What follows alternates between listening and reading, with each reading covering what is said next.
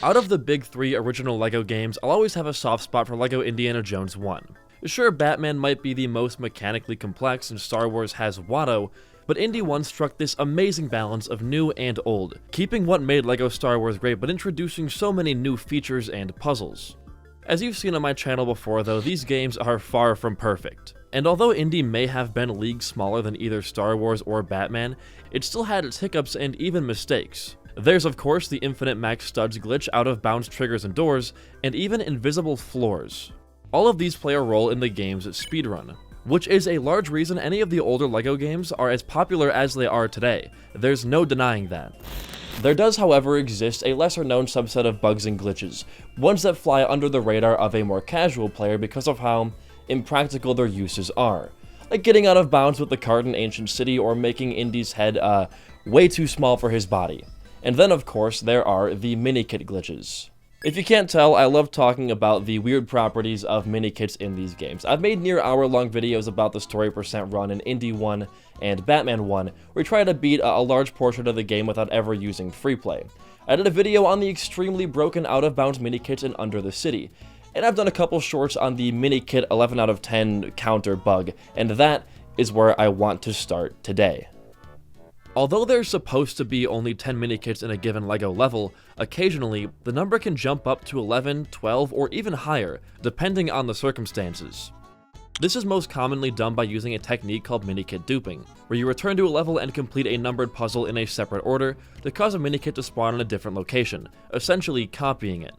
Sometimes though, there exists over 10 kits in a level without the dupe. Again, we've seen this in our video covering LEGO Batman 1's Under the City, where a plethora of out-of-bounds kits exist in the level's final room. Indiana Jones has a similar case, but it's in a level you wouldn't expect. It's in the shortest level in the entire game, even quicker than Warehouse, the level where all you do is shoot a target. It's in Shanghai Showdown. If you have the treasure detector extra turned on, you'll probably notice the stray arrow in the first room pointing up at the ceiling, but despite all the height you can normally get in the room, you can't see a Minikit. This arrow even persists after you collect all 10 Minikits in the level, making it quite the anomaly. For years, nobody knew what this arrow pointed to. We haven't always had tools like Brickbench available, and there seemed to be no way to see what lies beyond the ceiling. Well, fast forward to however many years later, and we eventually were able to see that there is a real tangible Minikit up there, but everybody seemed confident that there would be no way to reach it. And that's where my main motivation stemmed from when trying to get this kit, is nobody thought it was possible, and I want to prove them wrong. Using the aforementioned program Brickbench, we can view the terrain of the level map. As established, the Minikit is far above the ceiling, and this room is fully encased with no way through. Normally, you could just clip through the walls like at every other point in the game, but it requires somewhat specific terrain to do so. And at a quick glance, there's none of that present here. There is an alternate way out of bounds that gets used in niche scenarios called a super jump cancel, but even that seemed like a bust. It's done by lagging the game and switching over to your partner player while they're jumping through a wall. This would require a corner angle to do, and the only usable corner in the room is, well, extremely tiny. I spent a long time trying to clip out, but after a while, I just had to deem it impossible. If this method is doable, it must be very precise, possibly beyond my skill level, and so I started to give up on collecting this kit pretty early on into my endeavor. For those who remember, the main reason we couldn't grab the kits in Under the City was because they technically didn't exist. When you got far enough away from the main room, they got deloaded or called out, but this mini kit was different. You always stay close enough to the main room to have it loaded in, so the issue is just reaching it. I threw this video on the back burner for a long time, and to be honest, almost forgot about it entirely.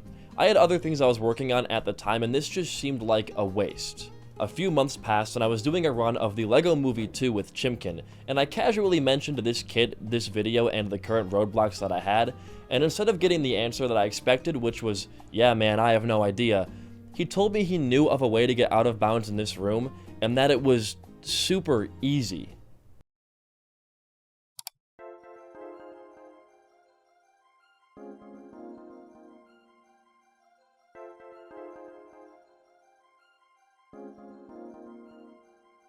How did I miss this? I mean, it's right there in the LSR Discord server. I just gotta look up video in the original adventures. It's like the easiest task to do. Wow. Well, anyways, this gave me more inspiration to try again. This was a super easy, foolproof way to get out of bounds. And now all that was left was just grabbing the kit. Surely that's the easy part, right? Okay, so unlike LEGO Batman 1, we don't have very many height glitches. That game's got slam swap jumps, freeze flying, bar launches, punch launches, etc. Anything you can think of, really. Even infinite wall jumps, look at this. It's crazy. This game has punch launches, kind of. Sometimes the girl characters, the females, they can jump higher, and that's about it. Getting yourself to new heights is essential for grabbing this Minikit, but it's not just useful inside of LEGO Indiana Jones 1. And nothing exemplifies this better than the sponsor of today's video, Brilliant, where getting your education to new heights is their priority. Brilliant is an online learning program that helps you get smarter every day, with a plethora of courses in math, science, programming, data analysis, and even AI. They partnered up with us before, and I am super excited to work with them again. Videos like this one are often just huge puzzles I have to put together, and thanks to Brilliant I can keep my problem-solving skills at an all-time high, sharpening my critical thinking skills through the amazing amount of online courses that they offer. Brilliant is designed to be the most effective way to learn. The concepts and situations that you solve are hands-on, making it much more engaging and helpful than being sat in front of a lecture video you don't have much more than a passing interest in. It's building an understanding for what you're learning from the ground floor up, with all content on the site being created by real researchers and professionals from all over the place, with its main goal being to sharpen your mind for the real world. I personally love Brilliant, and I think if you guys give it a shot, you will too. To try everything Brilliant has to offer for free for a full 30 days, visit brilliant.org/BD1P or scan the QR code on screen, or you can click the link in the description down below. You'll also get 20% off an annual premium subscription. That's a full month for free with no risk to try it out, and 20% off an annual premium subscription. Do yourself a favor and give it a shot. Like I said, Batman is mechanically way more advanced than Indy, and while that leads to a lot more, let's call them unintended side effects, it makes that game way more interesting from a challenge run perspective. Hell, in that video about Under the City, we had to do a penguin croc clip out of bounds through the wall, and then slam swap up an elevator shaft with no ceiling collision, land on empty terrain copied over from the villain side of the run, and blindly maneuver our way through an unfinished room. In this game, we just alt-tab. It's simpler, but with much less room for creativity. Though, I suppose there is one other method we can use to get higher. It's a bit unruly, but it gets the job done. These are boxer launches. Right smack dab in the middle of the character roster, we have the enemy boxer. He's the German dude you make punch anvils in Raiders of the Lost Ark. He's a fairly normal character, with the exception of one trait. He can throw you. When fighting a select few characters, he's sometimes able to grab them, swing them around, and throw them to the ground. While normally this immediately kills the player, if you have the invincibility extra and if you have both players dropped in, you can drop player 2 out right as he throws them up against a wall, causing them to shoot straight up, and this takes you really high. Look at this clip from like 2 years ago when I was doing the Min Studs free play run. It's insane. The thing is, these boxer launches are really difficult to set up, and you have to check a lot of boxes in order to make one successful. For starters, to even get the boxer to grab your player 2, they can't be in a combat or aggro state, one that's caused by the presence of hostile enemies. Unfortunately for us, this level is full of them. Not only are there 4 unkillable ones on top of these pillars, but an endless supply that spawn to run you down, making getting the launch all the more difficult. And by endless, I mean they spawn in 2 groups, but like that's still a lot, you know? 2. I had my good friend and prolific LEGO model and tourney gamer make me a version of the room with no AI, so I could at least try and see if this boxer launch method was feasible. And, we didn't really get very far. To understand why, we have to take a look once again at the level map for this room, specifically the walls. To do a boxer launch, the player needs to be thrown against a wall, where one of 2 things will happen. If the wall has a ledge behind it, the player will be put on top of that ledge, and if the wall doesn't, they'll be shot high into the air. On top of this, if there's a ceiling above where you're trying to launch from, the player will hit it and immediately die. So for us to get a successful launch, we need to be against a flat, tall wall with no ledge or ceiling above it, of which none exist. Most walls in this game are one-sided, so you don't get stuck out of bounds, and that pretty much defines this level as well. Sure, the backs of these pillars have collision, but that's it. Everywhere else is in bounds and blocked off by the purple ceiling layer, except for one little wall out of bounds behind the dragon.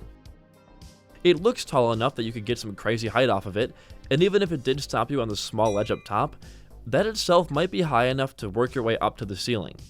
If it wasn't for this one pixel of the floor that extends back and kills you instantly, why is this here?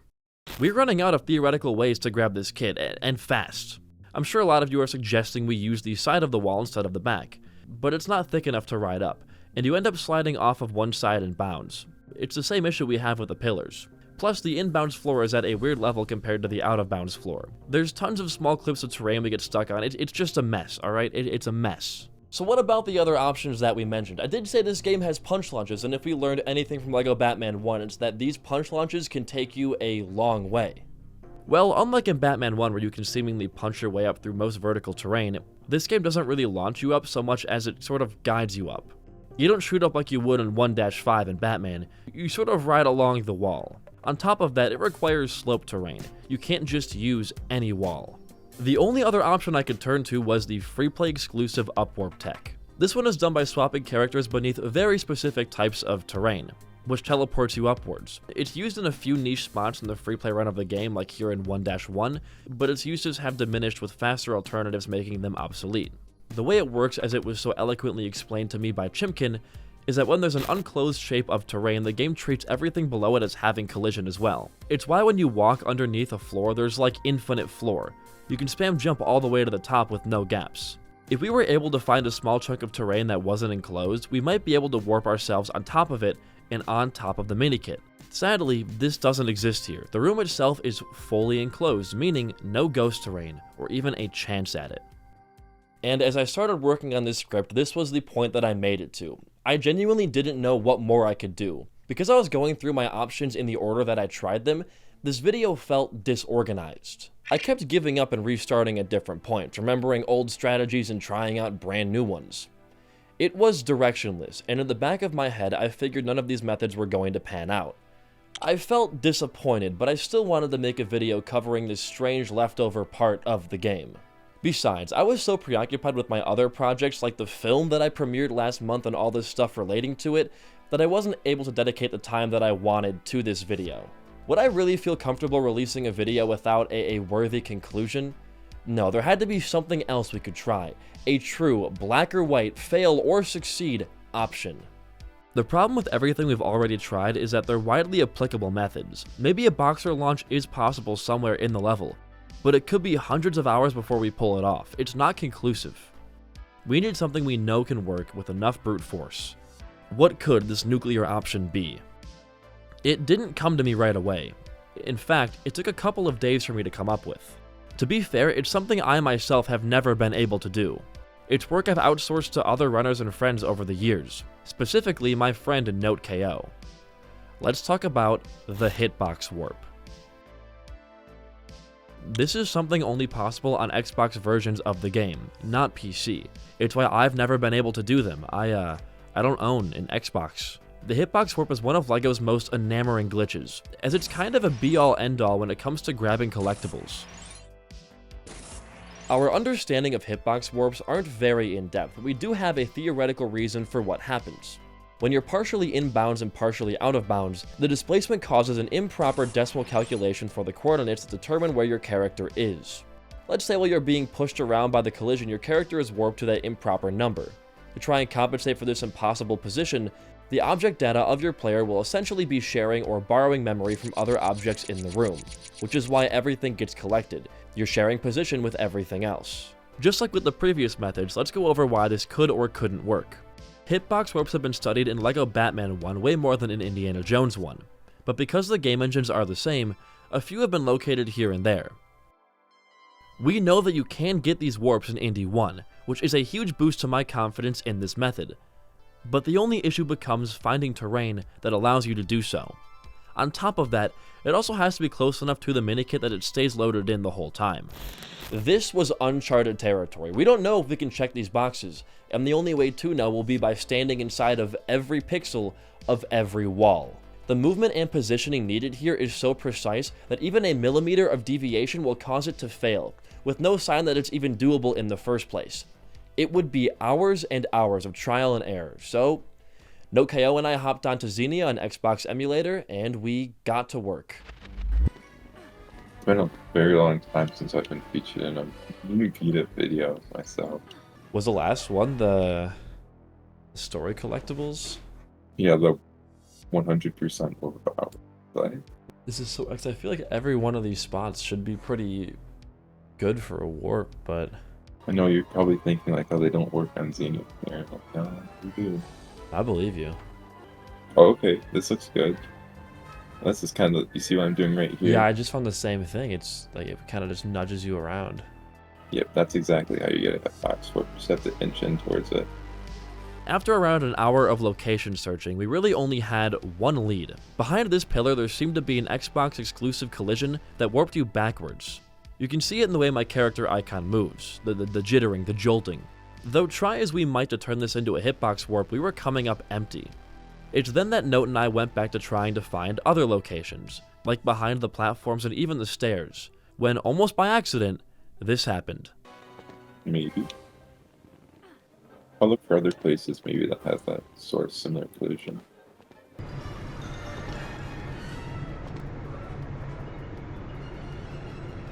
Oh. Oh! There you go. Did you collect it? I got another mini kit. No way.